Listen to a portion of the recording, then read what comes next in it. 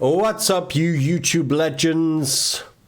Welcome back to Don't Fret. First of all, my name's Martin. Howdy. Welcome. If this is your first time here, hi. Nice to meet you. And if it's not your first time here, welcome back. Good to have you here. And I don't know if you watched yesterday's video, but yesterday wasn't a great day for me. It wasn't my finest day. Things started off pretty ropey. There wasn't really any reason for it, but I didn't feel good waking up, and it just carried on throughout the rest of the day. And if I'm honest, this morning was kind of no different. But today I've managed to make a shift. And in a future video, I will talk about how to make those shifts. Doesn't work every time, but there are definitely things that you can do that can help. Right? And if you don't do them, then you're guaranteed to just let that morning emotion wash out throughout the rest of your day. But I did manage to make that shift today. But I don't want to talk about that, because what I do want to talk about is actually an experience that I had last night with my partner. A wonderful moment of connectedness when I was feeling low. And it's centralized around this exercise that we do together, and we've done a couple of times. I think Rebecca suggested it firstly, and we've done it for each other a few times when we've each felt low. And it's 10 things to be grateful for right now. So as I was feeling low, she said to me over text, she said, 10 things to be grateful for, go. And the idea is that gratitude will start to reframe your thinking. It can reframe your thinking from one of loss or lack or fear-based thinking into things that we can truly be thankful for, things that truly fill us up. And there's a lot of people like Tony Robbins and many, many more kind of great things that believe that when you're truly grateful, you can't be fearful, you can't be angry, you can't be in pain. That gratitude is the antidote to that. In fact, Dr. Laurie Santos on her Pillars of Happiness says that gratitude is one of the core pillars of happiness scientifically as well. So I would strongly recommend checking out her stuff, Dr. Laurie Santos, as well. But we ran through this exercise, and it was truly, truly magnificent. We were doing it whilst I was cooking, and what I thought I would do is I thought I would share the 10 things that I was grateful for last night that would perhaps kind of help you think about doing your own 10 things that you could be grateful for. Even if you don't have someone to prompt it, the moment that you're feeling low, you can self-prompt yourself. You could be 10 things to be grateful for.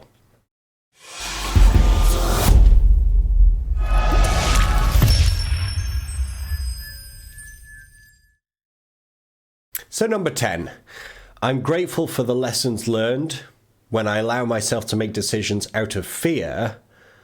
That means my body ends up teaching me a lesson. And ultimately, that's what happened last night. Is that I'd made some decisions for money, which was taking me away from my purpose, that was adding increased stress. So a lot of the increase of stress that I've been feeling is because I've been moving away from my purpose to follow money. Lesson learned. Thank you, body. I appreciate that. Number 9, I'm grateful that I have an amazing partner that even when I'm behaving shittily, even when I'm behaving poorly, that she is patient, supporting, loving, and caring. Because I communicated early with Rebecca yesterday that I wasn't feeling at my best, and she allowed me the space to feel that way, right? But I had to communicate it with her. Like, don't get me wrong, I had to take that first step and communicate to say, I'm not feeling my best today, so please don't, if I act in a certain way, please don't take it as a reflection on you. It's me. I'm not having a great day. And because I was able to communicate that, she was patient and loving and caring and everything that I needed throughout that day. Number 8, I am grateful for my virtual summit speakers that keep showing up and providing me with such good content that's good for both the listeners, and it provides me with personal breakthroughs every time.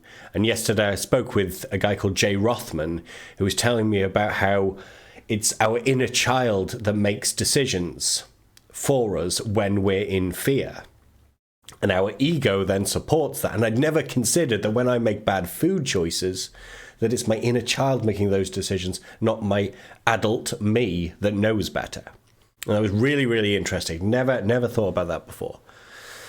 Number 7, I'm grateful for my home that is such a wonderful space that's very much me, that keeps me warm and cozy and provides me with everything I need. It's actually a converted chapel, and when you walk through the hallway, the lights are automated, and that was built in. Like that'd be the type of stuff that I would do. I'd like self-automate that with the right sensors already built in. So it's like, yep, this place is for me. Love that. And now number 6, I'm grateful for my carefully designed workstation that allows me to step into all the spaces that I need to, both professionally and personally, right? So I've got a comfortable chair to sit on, I've got my microphone, I've got my lights, I've got my camera, I've got a mid-range PC, a big monitor in front of me that allows me to, like, in lockdown, I can attend all of my mastermind groups, I can do professional and personal networking, even in lockdown.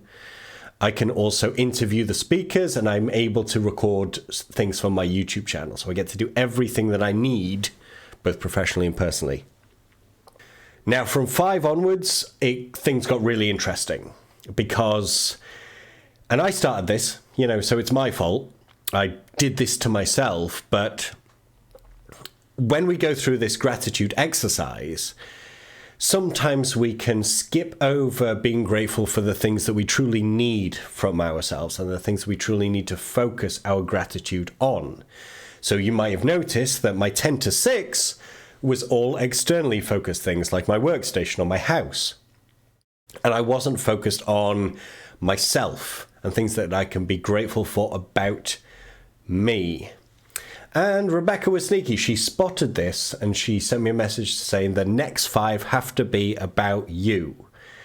Go. And my initial response, in all honesty, was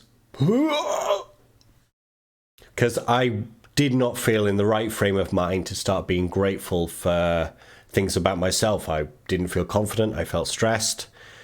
So that idea of being grateful for myself wasn't there, but we do it anyway, and that's the most important thing. So here we go. Number 5, I'm grateful for my courage and bravery to be able to ask for what I want, which has subsequently led to some of the most amazing conversations with some of my heroes and people I admire in life. And this has led to conversations with Jay Rothman, John and Missy Butcher, and some ultra quality people. Like a few months ago, I never would have dreamed about being on the phone with someone like John Butcher, who's genuinely one of my favorite people on this planet. It's incredible. It's absolutely incredible. And I'm so grateful for myself because I asked for that. I emailed him. So I'm grateful for that. I'm grateful for the conversation, sure, but I'm grateful for my own courage that started the ball rolling. Number 4, I'm grateful for having the opportunity to be a bald man. It's not a choice.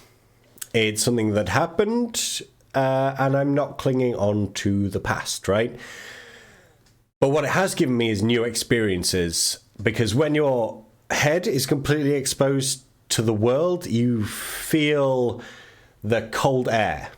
And let me tell you, in Iceland, that was just a wonderful experience. Like getting your, like if I, like, this sounds a bit strange, but whenever you get your head scratched or rubbed, it's a whole different sensory experience.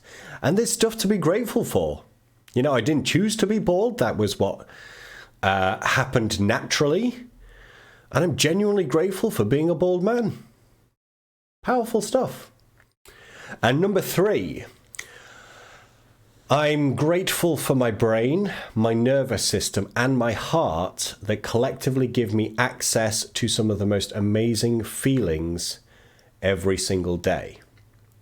This was particularly hard when I was feeling stressed and in a bit of pain. But, even those are useful feelings because they're signs, they're the lessons. But those 3 items, my brain, my nervous system, and my heart, they also collectively give me some of the most amazing experiences. Some of the most kind of feelings of adventurousness and peacefulness and joy and happiness and laughter. Every single day I get to experience those. So I'm incredibly grateful for my genetic makeup that gives me that.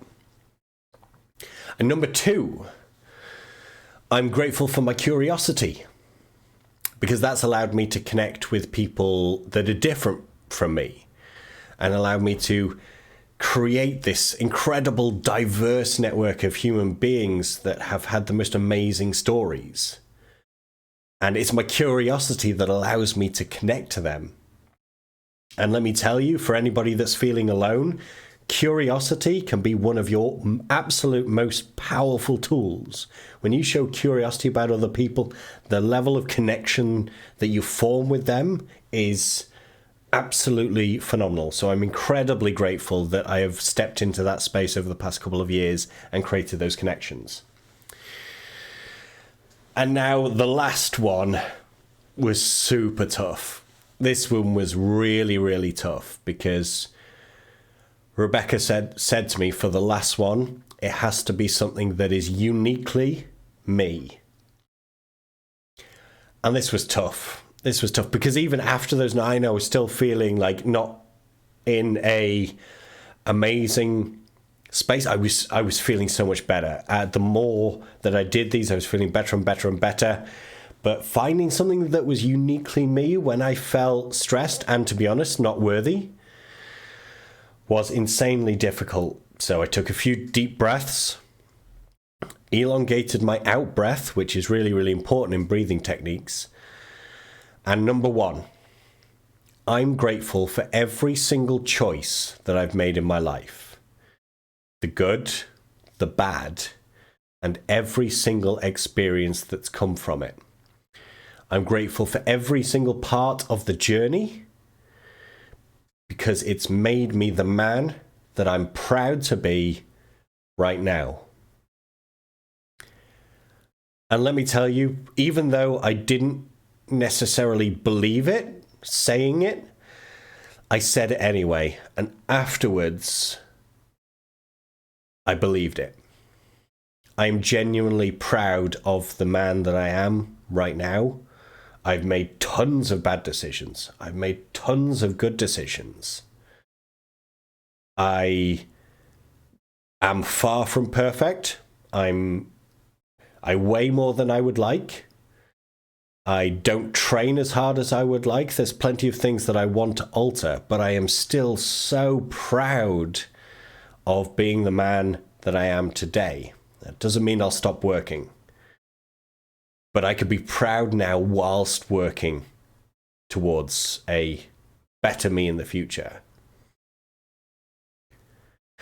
So that was my 10 things to be grateful for. I would strongly, strongly recommend this process. You don't have to wait till you feel low, but it is a fantastic way of reframing as you start to kind of recognize that you might be moving into any kind of anxiety spiral. 10 things that you could be grateful for combined with elongated out breathing, so in for 4, out for 8, can be an incredible tool to arrest that descendancy into anxiety and pain. So you don't have to wait till you're feeling low together, but also if you're feeling low, it is a fantastic tool to start to reframe your mindset. It was one of my best experiences. It genuinely was. And it seemed like such a small thing. And now as I'm reciting them and reading them back, I'm actually connecting with them again. So I'm probably going to create affirmations out of this as well. So I can start building it into my daily ritual so I don't have to wait every time. So I really, really hope that you might embrace this idea of 10 things you could be grateful for. Some external, make sure you also focus on things that you could be grateful for about you, and something about what makes you uniquely you. And you can borrow, steal, copy, take snapshots of, discard any of these things that if you want. And I'll put them in a document for you below so you can kind of see them. And like always, I'll see you tomorrow for the next video.